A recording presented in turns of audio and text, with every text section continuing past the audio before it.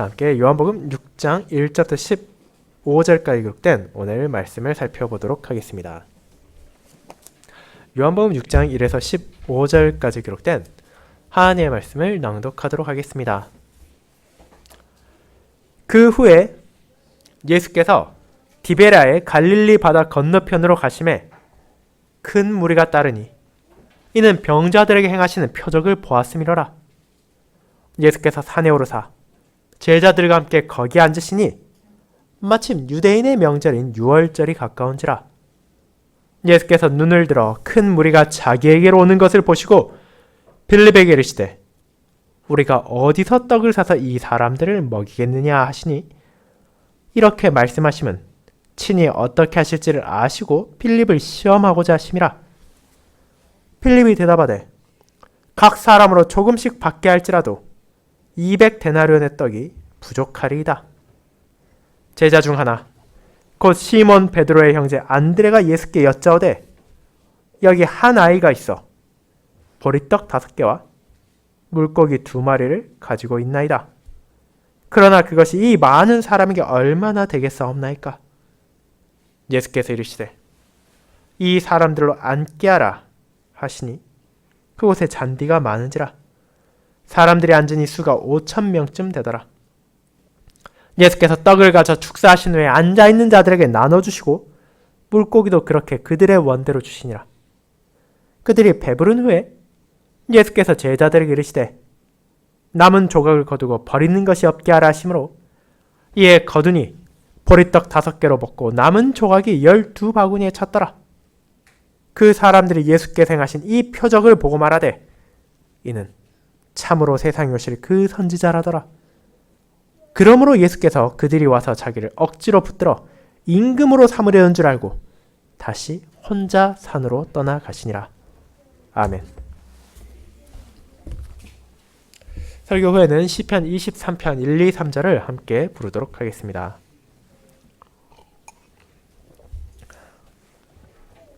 사랑하는 주 예수 그리스도 안에 있는 형제 자매님들,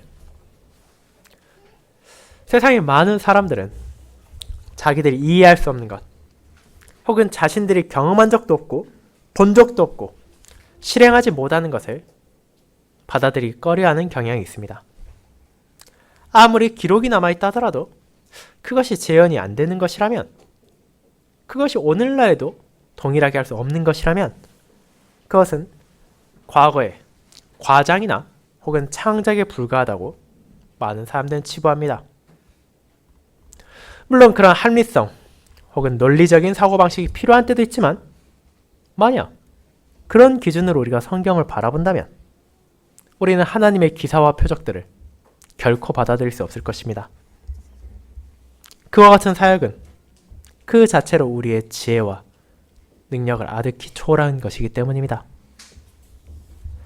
그런 우리가 오늘 살펴볼 본문은 신자들에게 잘 알려져 있는 주님의 표적 가운데 하나입니다. 우리나라에서는 오병이어라는 표현으로도 종종 불리는 이 일은 예수님께서 행하신 놀라운 일을 대표하는 것 중 하나로 아마도 교회에 다니지 않는 사람들조차 어쩌면 한두 번쯤은 들어봤을지도 모르는 일입니다.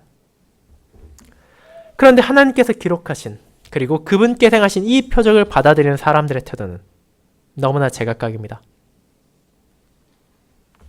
대다수의 세상 사람들은 이것을 그저 창작 혹은 일종의 신화에 불과하다고 받아들이며 믿기를 거부합니다.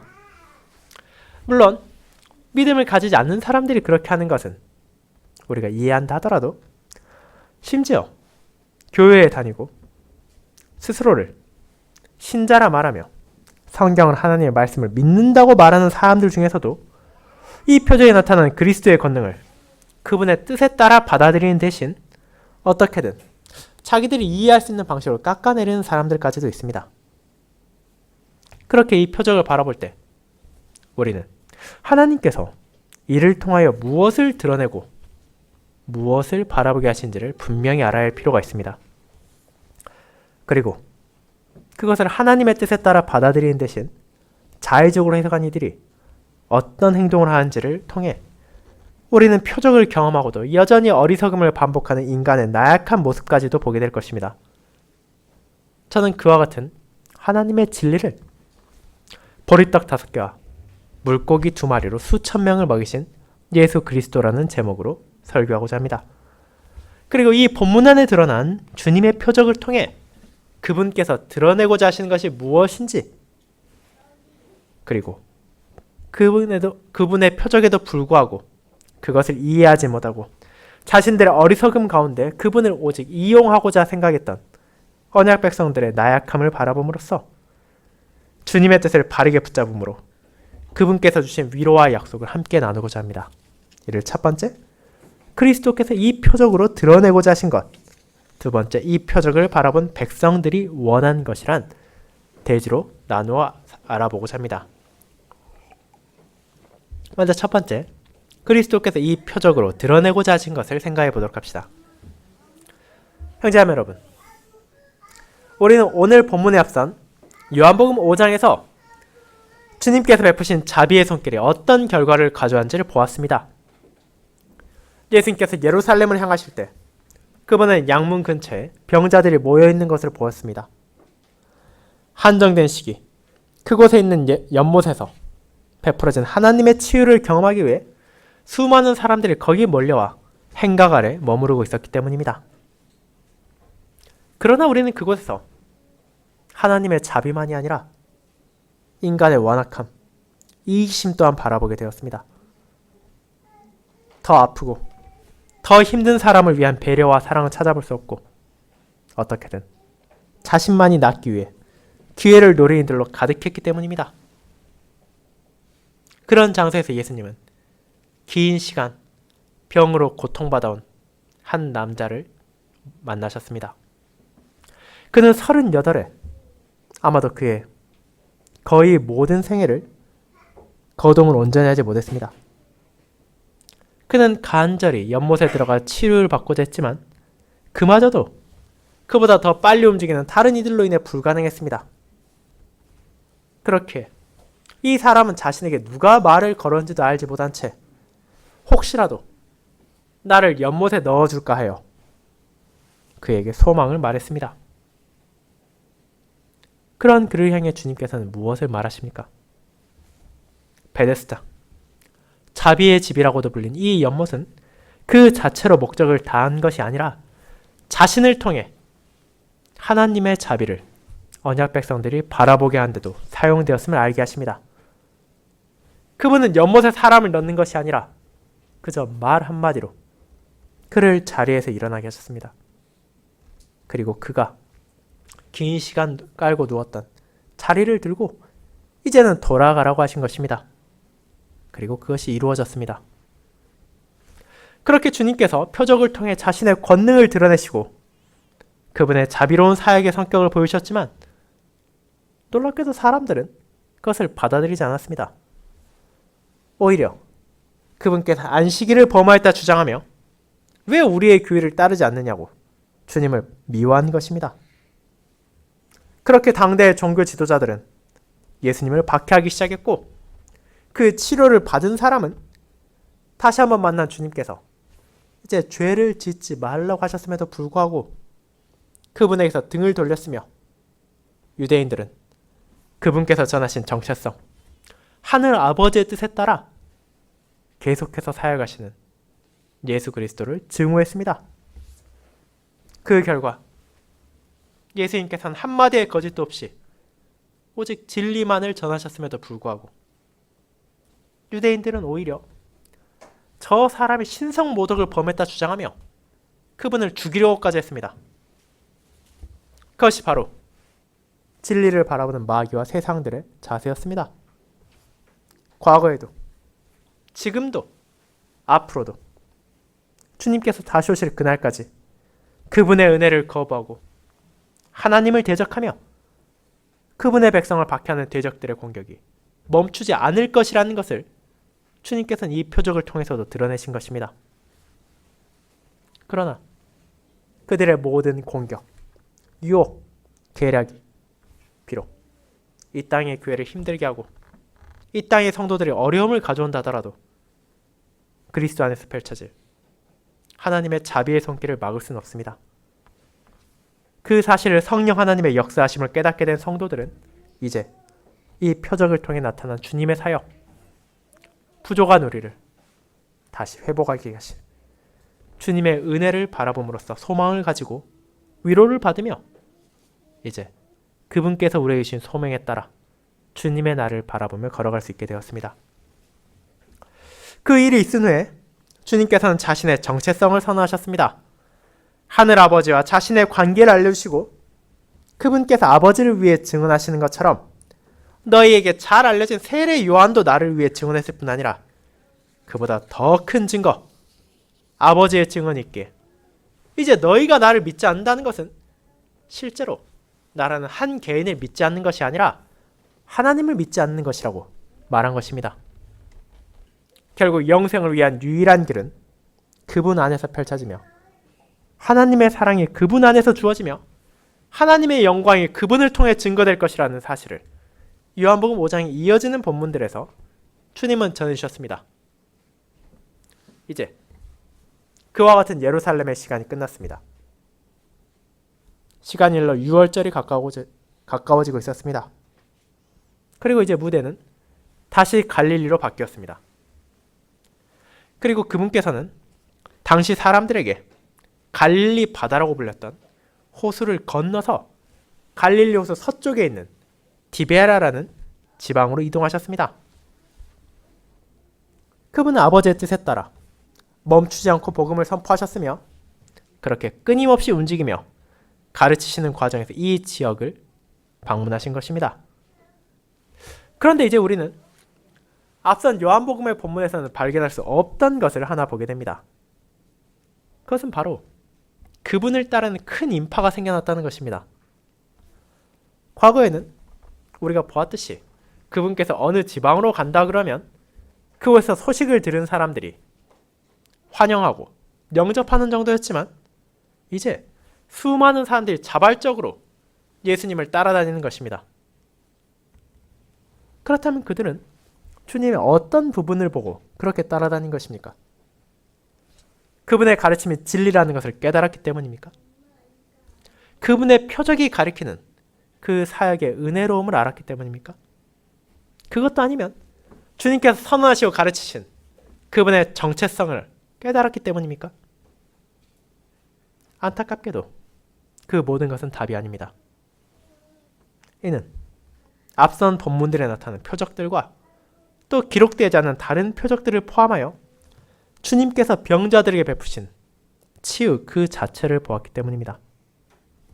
그렇게 이 사람들은 근본적으로 참된 진리를 추구하는 사람들이 아니라 앞선 갈릴리의 많은 이들과 마찬가지로 표적 그 자체만을 구하는 사람들이었습니다. 결국 이들은 오늘날 기준으로 쉽게 말하자면 자기들의 틀, 자기들의 바람 안에 특정한 사람들을 가두고 원하는 것을 받기를 바라며 쫓아다니는 팬덤과 전혀 다를 바가 없었습니다. 이 본문과 동일한 상황을 묘사하는 마가복음에 따르면 주님께서는 제자들을 쉬게 하기 위하여 한적한 곳, 완만한 경사지에 오르셨지만 이미 그분을 쫓는 이들은 어느샌가 그분과 제자들을 쫓아왔습니다. 그런데 이제 문제가 생겼습니다. 저 수많은 사람들을 도대체 어떻게 먹이느냐는 것입니다. 그리고 주님께서는 이를 빌립을 연단하는 데 사용하셨습니다. 주님께서는 목자가 없는 양무리와 같은 이들, 진리를 깨닫지 못한 이들, 그럼에도 자신을 따라온 이들을 불쌍히 여기셔서 가르치셨는데 이제 그렇게 쫓아온 사람들에게 우리가 어떻게 해야 양식을 줄 것인지를 물어보신 것입니다. 그리고 주님의 제자 가운데 한 명, 이 빌립은 갈릴리 호수 근방, 즉 오늘 무대에서 가까운 베세다 출신이었기에 나름의 근거를 가지고 생각을 해서 우리가 저 사람들의 돈을 약간씩 각출해서 200데나리온을 모아 그것으로 떡을 산다 하더라도 다 먹이기는 아마 힘들 것 같다고 말입니다. 200데나리온은 작은 돈이 아닙니다. 당시 기준으로는 일용직을 하는 사람이 대략적으로 8개월 정도 일해야 벌 수 있는 돈이 200데나리온입니다. 그러나 그가 가져온 액수가 결코 적은 것이 아니라 하더라도 지금 그들을 둘러싼 인파의 수가 너무나 많았기에 서로 우리가 그 돈을 가진다 해도 이 사람들을 먹이기에는 부족할 것이라는 것이 빌립의 답이었습니다. 그것은 분명히 현실적이고 논리적인 답변이었지만 주님께서 그에게 준 시험의 성격을 생각해 볼 때 합당한 답은 아니었습니다. 그런 부정적인 답변에 대해 안드레가 첨언했습니다. 여기 있는 한 아이가 보리떡 5개와 물고기 2마리는 가지고 있다고 말입니다. 보리로 만든 떡, 물론 더 정확히 말하자면 보리로 만든 빵은 당시 가난한 사람들의 음식이었습니다. 많은 사람들이 선호하는 것은 밀가루로 만든 빵이며 보리로 반죽하여 구운 이 빵은 상대적으로 저렴하고 맛이 떨어지는 것입니다. 그리고 물고기 또한 우리가 생각하는 큰 물고기가 아니라 빵에 곁들여 먹을 작은 물고기에 불과했습니다. 결론적으로 지금 안드레가 한 말은 이 아이가 음식을 가지고 있지만 기껏해야 그 음식의 양은 2-3사람이 약간 배부르게 먹을 정도밖에 안 되는 것이기에 그것이 어떤 도움이 되겠냐는 염려를 말한 것입니다. 그런 생각이 지금 문제를 마주한 제자들의 공통된 인식이었습니다.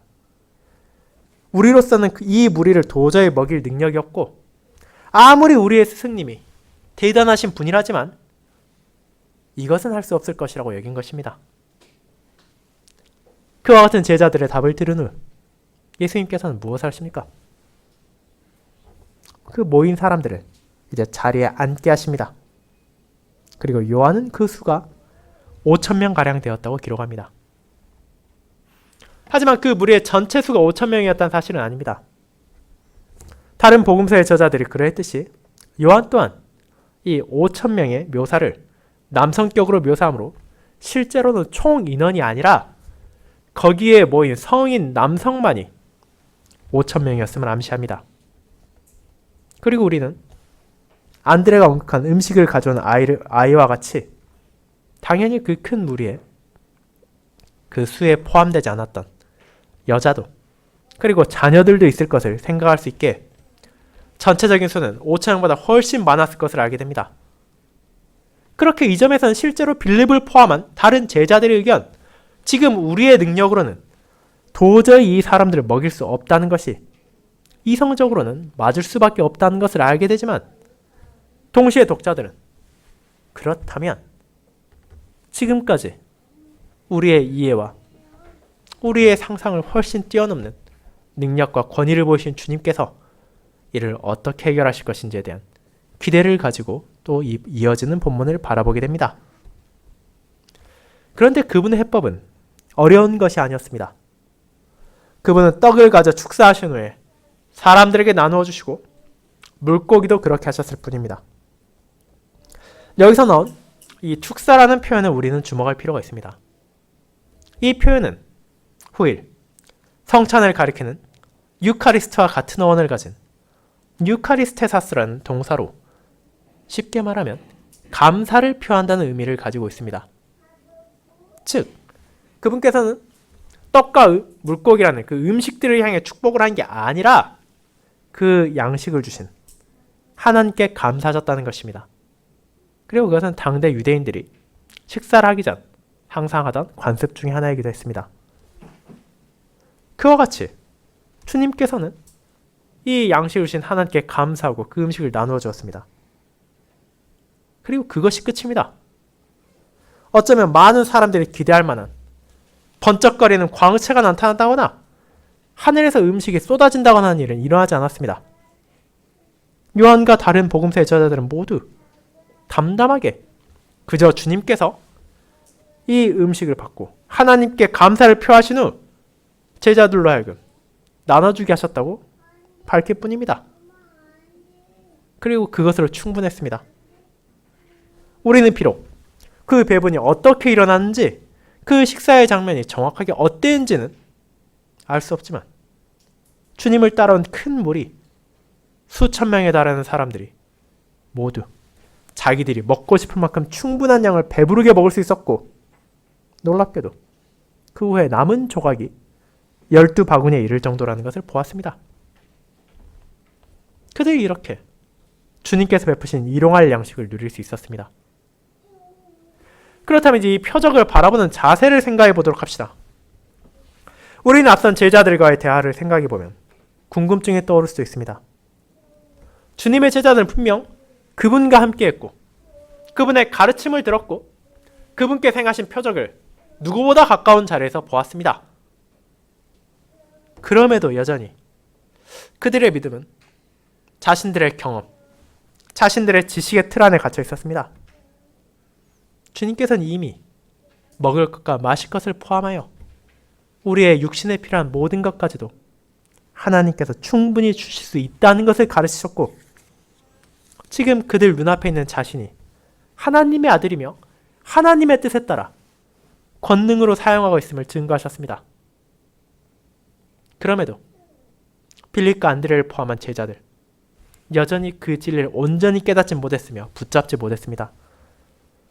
그렇게 주님께서는 이 표적을 통해 그저 수천 명의 사람을 한 번에 먹이셨다는 무언가를 드러내신 것이 아니라, 어리석은 자신의 제자들과 표적만을 바라보길 원하는 어리석은 백성들, 그리고 오늘날에도 여전히 온전한 믿음을 붙잡기보다는 상식과 통념으로 주님을 재단하려 하는 성도들에게 그분의 권능과 영광을 바르게 바라보게 하신 것입니다.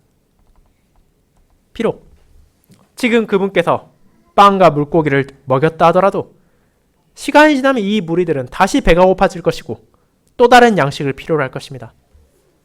그렇게 주님께서는 그 표적 자체의 사람들이 마음에 드는 것이 아니라 자신의 하늘 아버지께서 그분의 뜻을 구하는 자들을 버리지 않으시고 돌보신다는 진리를 그분의 사역 안에서 신자들이 바라보게 하신 것입니다. 그리고 그를 바라보는 이들이 믿음으로 하나님을 신뢰하며 자신의 영적인 필요만이 아니라 육체의 필요까지도 오직 그분의 손길을 통해서 주어진다는 것을 잊지 않고 하나님을 의지하도록 부르신 것입니다.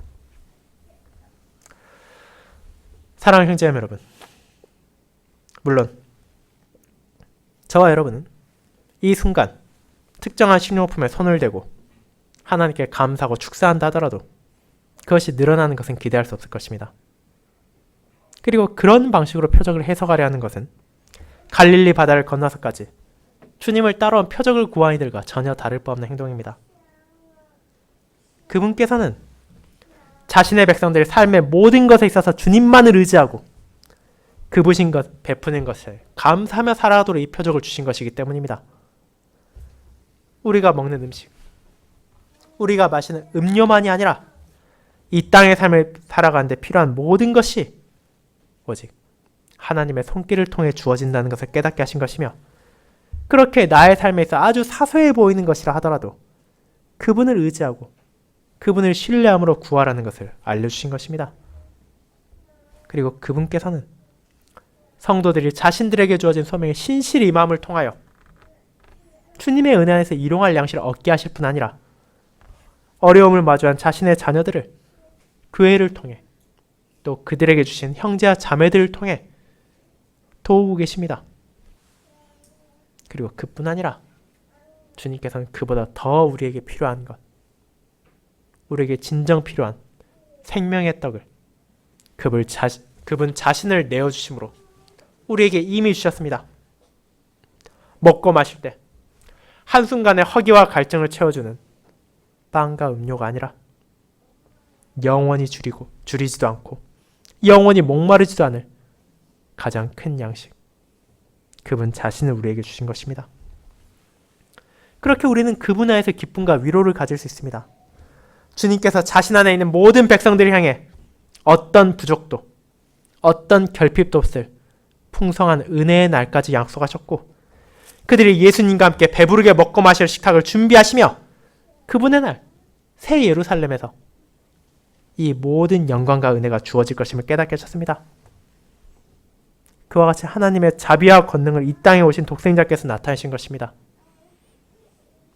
그분의 표적이 있고 그분께서 드러내신 사역이 있고 또 그분께서 성취하신 약속이 있기에 이 땅을 살아가는 성도들은 비록 오늘의 우리의 삶에 공경이 있을지라도 때로는 먹을 것을 충분히 먹지 못하고 마실 것을 충분히 마시지 못하는 상황이 온다 하더라도 그 현실에 좌절하는 것이 아니라 그 모든 비참까지도 영원히 끝내실 주님의 날이 다가오고 있음을 바라보며 그 안에서 소망과 기쁨을 누릴 수 있는 것입니다. 그러나 이 본문을 통해서도 우리는 그런 표적의 의미를 왜곡하고 바르게 받아들이지 못한 이들이 허다하다는 것을 다시 한번 깨닫게 됩니다. 그것이 두 번째, 이 표적을 바라본 백성들이 원하는 것으로 이어집니다. 성도 여러분, 주님께서는 그 무리들을 불쌍히 여기시고 가르치셨으며 먹이셨습니다. 그분은 말씀을 통해 영적인 양식을 주셨고 물고기와 빵을 통하여 육체의 필요까지도 채우셨습니다. 그렇게 주님을 따라온 무리들은 자신들의 필요를 채워주는 하나님의 손길을 느낄 수 있었습니다. 그렇다면 그런 주님의 표적에 이 사람들은 어떤 반응을 보였습니까? 14절에서 우리는 긍정적으로 보이는 신호를 발견하게 됩니다. 수천 명에 달하는 사람들이 예수님께서 행하신 표적을 보고 감탄하며 말했습니다. 이는 참으로 세상에 오실 그 선지자다라고 말입니다. 그들은 이미 주님께서 병자들을 치료하는 것을 보았고 이제 일용할 양식까지도 주시는 것을 경험했습니다. 그 모든 것은 그들에게 강력한 증거로 다가왔습니다. 왜냐하면 그들은 이미 자신들에게 주어진 하나님의 거룩한 말씀 안에서 구약의 선지자들의 사역들을 알고 있었기 때문입니다. 선지자들은 물론 표적 그 자체를 행하기 위해 이 땅에 온 것은 아닙니다. 그들의 본질적인 소명은 하나님의 뜻을 가르치고 전하는 데 있었습니다.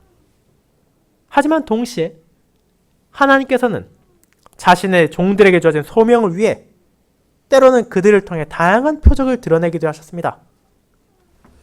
그리고 지금 이 무리가 떠올린 표적 가운데 하나는 아마도 선지자 엘리야일 것입니다. 열왕기상 17장에서 하나님께서는 엘리야를 통하여 사르밧에 사는 과부와 그녀의 아들에게 은혜를 베푸셨습니다. 엘리야가 그들을 방문했을 때 그들에게 먹을 것이라고 하는 작은 빵 한 조각밖에 없었습니다. 그녀와 아들은 그것을 마지막으로 먹고 이제 죽기를 기다린다고 고백했을 정도였습니다. 그러나 하나님께서는 그런 과부에게 자신을 믿고 엘리야에게 떡을 주게 하셨으며 놀랍게도 여러 날 동안 그 집에 먹을 것이 떨어지지 않게 하셨습니다. 물론 이는 오늘 본문에 나온 주님의 사역에 비하면 상대적으로 적은 범위의 표적이었지만 그럼에도 많은 이들은 그 사건과 지금 예수님께서 행하신 일을 연관시킬 수 있었을 것입니다. 그리고 그보다 더욱 직접적인 연관을 가진 것은 이튿날 예수님을 쫓아온 이들이 말한 것처럼 출애굽식이 광야에서 베풀어진 만나였습니다. 이집트를 빠져나온 수많은 히브리인들이 음식이 떨어졌을 때 그들은 말 그대로 절망할 수밖에 없었습니다. 광야에서 먹을 것을 구하는 것은 너무나 어려운 일일 뿐 아니라 서로 그들이 하루 이틀 더 버틴다 하더라도 결국 우리 모두는 이렇게 굶어 죽고 만다고 생각했습니다. 그러나 하나님께서는 그들에게 하늘로부터 은혜를 베푸셨습니다. 그들은 주님의 돌보심과 인도 안에서 먹을 것과 마실 것을 구하며 약속의 땅으로 나아갈 수 있었습니다. 그렇게 자신들의 선조들을 떠올린 이들은 이제 주님을 바라보며 생각하는 구절이 있었을 것입니다. 그것은 신명기 18장에 나오는 주님의 약속이었습니다. 하나님께서는 모세를 통해서 그들 가운데 그와 같은 선지자를 일으키실 것이라고 말씀하셨습니다. 이스라엘 백성 가운데 세워질 그 선지자는 하나님의 말씀을 전하고 하나님의 명령을 선포하며 하나님의 약속을 성취할 것입니다. 그리고 이는 모세의 뒤를 이어 등장했던 수많은 선지자와 구별된 그 선지자였습니다. 가장 큰 선지자로서 모세를 따르고 존경했던 이스라엘 백성들이 이제 예수님께서 행하신 표적을 바라보며 마침내 그 선지자가 우리에게 찾아왔다고 확신하게 된 것입니다. 그런데 이어지는 구절은 의문을 품게 만듭니다. 분명 예수님은 모세와 또한 다른 모든 선지자, 엘리야까지도 포함하여 구약의 선지자들이 가리키신 그 선지자로 오신 것이 맞으며 그분께서 하나님의 기름 부음 받은 자로 오신 것이 사실입니다. 하지만 백성들이 이 사실을 깨달았을 때 주님께서는 기뻐하시는 것이 아니라 오히려 그 몸을 피하십니다. 그 이유가 무엇입니까? 주님께서는 이제 그분을 따른 유대인들이 그분이 그 선지자라는 것을 깨달았을 때 무엇을 하려 하는지를 깨달으셨기 때문입니다. 그들은 메시아를 통해 전해진 하나님의 말씀을 듣고 그분께서 성취하실 약속을 기다리는 대신 그분을 억지로 붙들어 왕으로 삼으려 했습니다. 이건 사실 이해하기 어려운 것처럼 보일 수도 있습니다. 어떻게 그들이 선지자에서 왕으로 연결시킵니까? 그리고 왜 그들에게 왕이 필요한 것입니까? 그것은 당시 유대인들이 가장 원했던 것이 무엇인지를 보여줍니다. 로마의 지배를 받고 있던 이들은 하나님의 뜻을 전하는 선지자가 아니라 로마군을 물리칠 왕, 자신들의 눈앞에 있는 적들을 쓰러뜨리고 다시 다윗 왕가의 영광, 부와 명예와 권력을 근동지방에 재현한 사람을 기다린 것입니다. 그렇게 자신들 앞에 있는 저 예수라는 사람이 정말로 모세와 같은 선지자라면 마땅히 자신들의 선조들을 이집트에서 건져낸 것처럼 자신들을 로마의 지배에서 벗어나게 해야 한다고 생각한 것입니다. 그리고 그들은 그에 대해서 예수님의 생각을 들으려고도 그리고 그 가르침을 물을 필요도 없다고 여겼습니다. 그렇게 그들은 하나님의 뜻을 전하고 그분의 손길을 증거하는 선지자를 마주하면서도 정작 그 뜻을 거역함으로써 하나님께 반기를 든다 하더라도 우리가 원하는 것을 얻고 말겠다는 생각에 사로잡힌 것입니다. 이것은 아주 놀라운 일입니다. 주님의 권능과 영광을 눈앞에서 바라보고 자신들의 몸으로 경험했음에도 불구하고 여전히 사람은 어리석은 욕망에 휩싸이고 자신들의 연약과 부족을 벗어날 수 없다는 것을 보여주기 때문입니다. 그들은 믿음으로 주님께 나아가는 대신 욕망으로 그분을 사로잡기를 택했고 그 결과는 표적의 의미를 이해하지 못하고 세속적 갈망이 여전히 붙잡혀 있는 것으로 이어졌습니다. 결국 그들이 이해하지 못한 것은 무엇입니까? 그들은 분명 첫 단추는 잘 끼었습니다. 예수님의 약속된 메시아, 그 선지자라는 것을 알았기 때문입니다. 하지만 그들은 그렇게 자신들에게 오신 메시아의 의미를 바르게 이해하지 못했습니다. 그분께서는 분명 영원한 나라를 세우실 것입니다. 어떤 적도 무너뜨릴 수 없고 어떤 대적도 감히 넘볼 수 없는 영원한 왕국이 그분의 사역으로 온전히 세워질 것입니다. 그러나 그 나라는 그들의 생각처럼 눈앞에 보이는 적들을 죽이고 쓰러뜨림으로써 세워지는 것이 아니었습니다. 그분께서는 오히려 자신이 십자가에 매달리고 자신이 창에 찔림을 통해서 그 나라를 영원히 세우셨기 때문입니다. 모두가 저건 분명히 패배한 것이라고, 분명히 진 것이라고 생각되는 수치와 모멸과 고난과 죽음을 거쳐 심지어 자신을 메시아라 부르고 다른 이들이 등을 돌리고 조롱하는 것을 느꼈음에도 성도들에게 정말로 필요한 참된 생명을 그 죽음으로 베푸셨고 로마가 아닌 마귀와 죽음의 모든 세력들을 무너뜨리셨습니다. 그리고 그런 자신의 나라의 혈육으로 아브라함의 후손이 된 자들이 아니라 믿음으로 그의 후손이 된 이들을 부르셨습니다.